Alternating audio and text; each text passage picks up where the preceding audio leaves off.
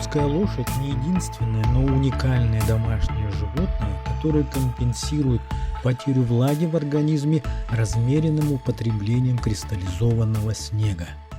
Якутский скот, находясь на улице до температуры минус 35 градусов по Цельсию, также использует снег для поддержания водного баланса в организме, но с переходом в коровник употребляет лишь воду.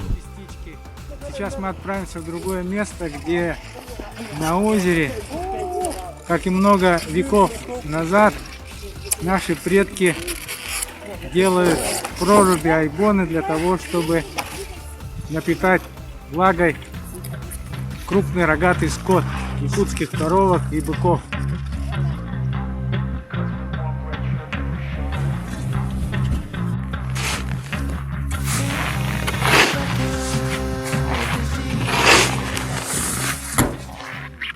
Вот так на протяжении веков наши предки для того, чтобы напоить свой скот, каждые 2 дня делали прорубь, айбон, для того, чтобы якутские коровы зимой смогли выпить немного воды.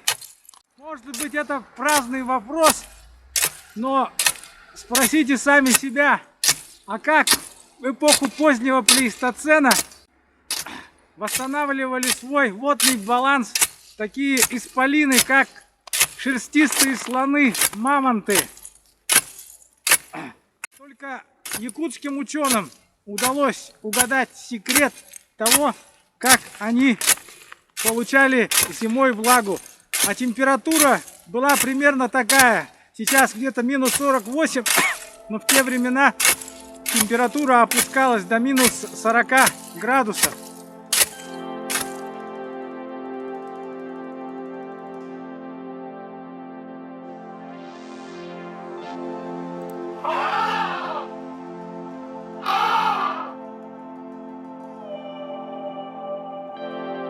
Например, ученые, те, которые живут в европейской части, и в Америке, и в теплых краях, они не понимают, даже они не знают, как у нас зимуют якутские лошади, как они утоляют жажду, как они водяной баланс пополняют. Вот этого они не знают. Даже не знают, сколько воды надо дать собаке. Собаке, если ты переборщишь, много воды дашь, то зимой он замерзнет просто. Когда мы начали про это говорить, они говорили, ну теплые же ключи должны быть, где должны утолять жажду. Вот, да? Но теплых ключей-то у нас совсем мало. И если даже есть, то это не тот биотоп, где якутские лошади ходят и где другие животные ходят, да. Сразу набрать воду и ходить в холод – это очень опасно. По мере возможности, целые сутки ты должен немножко утолять вот эту жажду, да.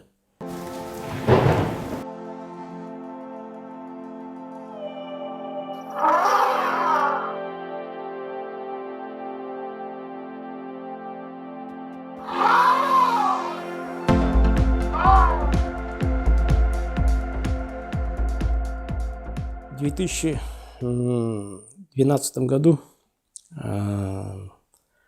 когда привезли Юку в город Якутск, с Сюсянского района, было проведено такое исследование совместное, большое, с конференцией международной, и там участвовали многие институты. И Питер, из Санкт-Петербургского зоологического института, с Московского институтов, из Америки, из Франции. Вот. И музей мамонта там участвовал. И во время этих осмотров, исследований, можно сказать, если точно, то на второй день, я обнаружил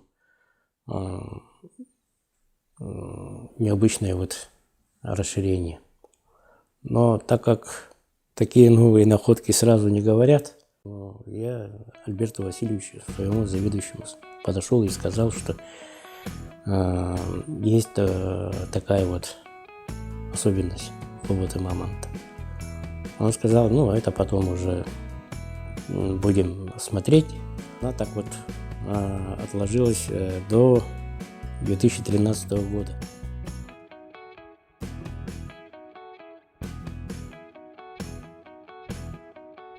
Отдел изучения мамонтовой фауны проводит выставку в историческом парке «Россия. Моя история». Но здесь представлены 3 экспоната. Это череп пещерного льва, череп детеныша носорога и очень интересный экспонат – это череп мамонта юка. Здесь же, кстати, крутится видеоролик, именно операция по извлечению из черепа мамонта головного мозга. Именно из этого черепа был извлечен головной мозг. Единственный в мире головной мозг.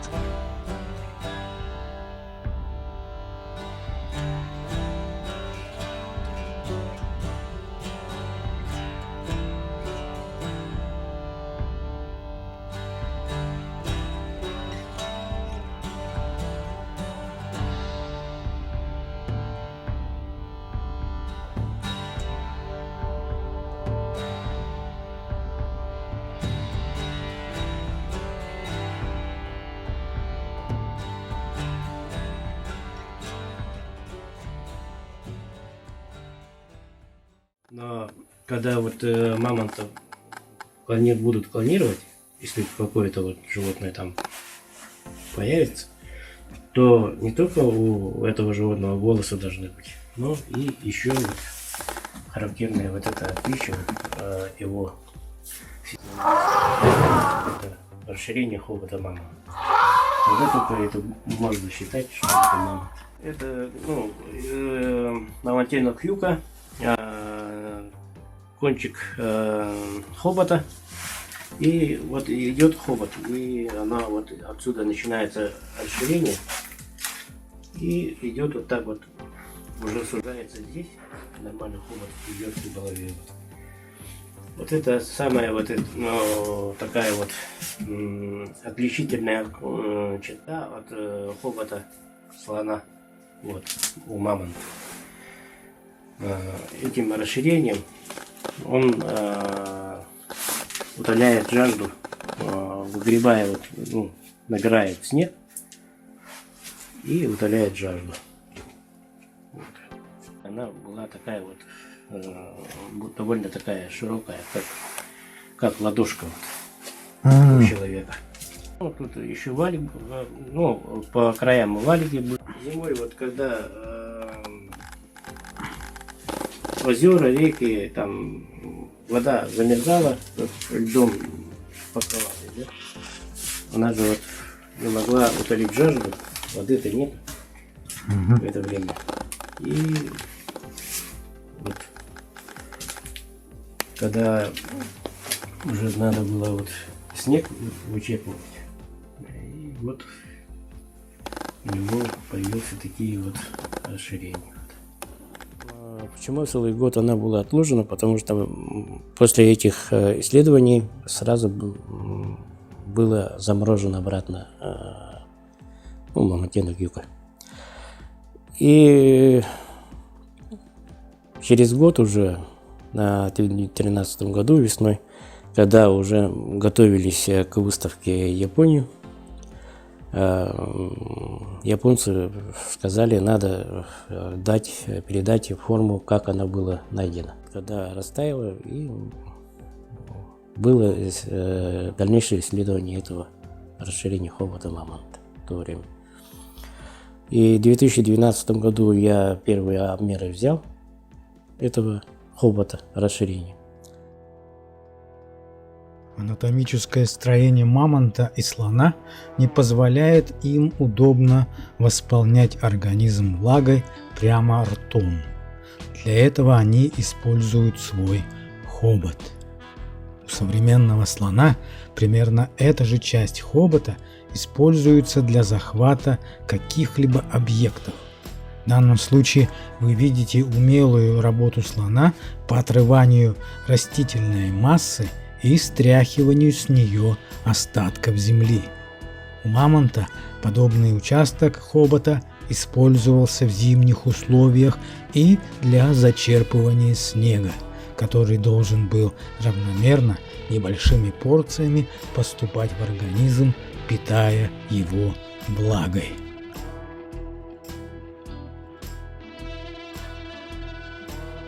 Загадка сразу не скажешь, что за это явление. И, во-первых, в 2012 году, когда я увидел это расширение, я просто увидел, что она отличает. А в 2013 году, когда уже повторно разморозил, и уже у меня появилась догадка, что это для утоления жажды снега. Потому что все равно во время мамонта, когда жили мамонты, там же была и зима, и лето, и отличительное это от слонов, у него климатическая это зима была. И поэтому когда даже озера, реки затягиваются тонким льдом, то это уже опасно туда заходить, потому что можно же утонуть, и при охлаждении взять и все остальное. Получается, мамонт утолял жажду свою, водный баланс наполнял этим снегом. А когда надо снег набирать, как набирать?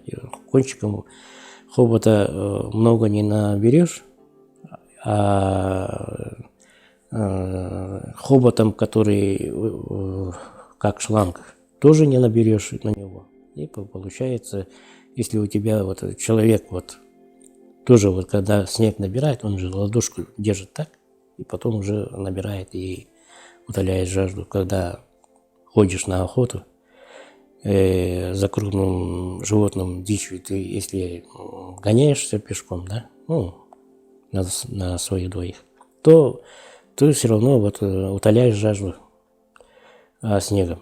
Вот это именно интерпретация, это открытие, надо сказать. Это можно увидеть только настроившему человеку, вооруженному человеку, определенными знаниями или интуициями, которые заложены в нашем народе. Также холод всегда он рядом, и с холодом надо жить вместе, сотрудничать и использовать везде, где можно, явление холода. Эволюционное изменение каких-то таких физиологических изменений, она идет очень долго. И, конечно, она не через 100 лет или не 500 лет, лет она может это сформироваться, Она идет и тысячелетиями. Клонированный мамонт, он должен быть не только шерстистым, но и еще этим физиологическим особенностью расширением хобота мамонта.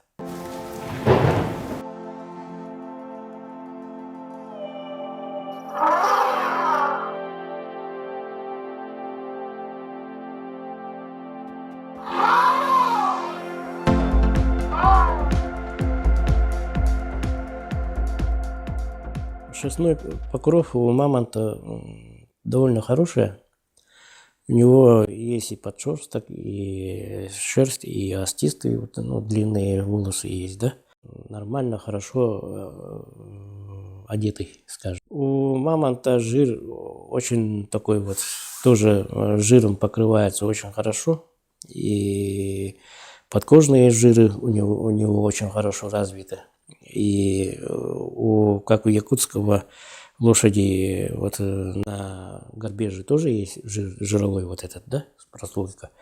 Такой же прослойка у мамонта есть тоже. Вот. Поэтому у мамонтов, да, вот если подкожного жирового слоя, если не было бы, конечно, у него была бы проблема, да. У него очень хорошо развито, вот. Как и у бурого медведя, как у якутского лошади. Смотрели у всех мамонтят, ему мамонтов, да, и у тех, у которых сохранился хобот, у всех есть эти расширения. Например, у мамонтенка Димы есть. Она на фотографиях, есть фотографии, когда его только подняли из-под земли, вытащили, там это расширение очень хорошо видно. Да. У мамонтенка Любы, вот ямаска, на Ямале, который найденный, да, вот полная туша, вообще не такая вот целая туша с хоботом. У Любы тоже видно. Она по возрасту, ну, по этим, она моложе, чем мамонтенок Дима. Но у Любы тоже есть расширение хобота. У мамонта вот Эфи есть такой, да, мамонт Эфи. Там немножко от головы кожи остался, и у него хобот тоже сохранился. И на этом хоботе тоже есть расширение. Палеонтологи работают с костями. Вот, ну так скажем, да. Я как занимаюсь таксидермией больше 30 лет, а таксидермист это работает с кожей, с мышцами, и анатомия, там, биология, физиология. Вот это все, если все это таксидермист, который занимается, все это он хорошо знает, хорошо чувствует, то он делает таксидермические скульптуры, там, ну, крупные животных называют скульптурами таксидермическими, то такие работы у него получаются качественные и правдоподобно, да? Я вот в российском чемпионате участвовал в 2005 году, занял первое место. Поэтому я вот всегда животных смотрю, конечно, вот какие есть отличия, да? И от этого вот вышло вот это, то, что расширение хобота, то, что присутствует, я вот его видел, вот. Таксидермией я начал интересоваться со школы. Потом после школы я стажировался в Якутском музее, Краеведческом музее имени Ярославского у Александра Кимовича Антонова. Потом учился в Намском педучилище. Там тоже я уже вел кружок, когда я учился в этом училище. Иванов Василий Петрович, директор, меня пригласил. Меня пригласили в музей Ярославского. Я приехал, работал таксидермистом там 17 лет. Сделал такой вот раствор, бальзамирующий раствор сублимированных животных. И эту раствор уже мы сейчас используем на мамонтовых останках.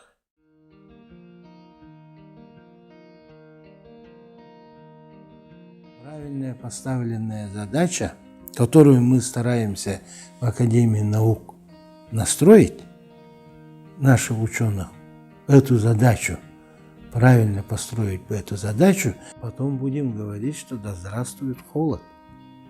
Как мы радуемся теплу, также будем радоваться холоду, потому что холод даст новые технологии, новые взгляды о глобальном мире на развитие. Все-таки междисциплинарно сможем интерпретировать эти процессы и дать миру такие рекомендации на основе знаний, технологий, производства и рекомендаций по использованию холода. И беречь холод, как сохранить холод. И мои коллеги тоже чувствуют, мы где-то находимся близко над большим открытием. Для мира большое открытие, это будет связано с холодом. И холод будет рассматриваться как явление положительное и для мира откроет новые горизонты развития знаний, науки, технологий и вообще образа жизни.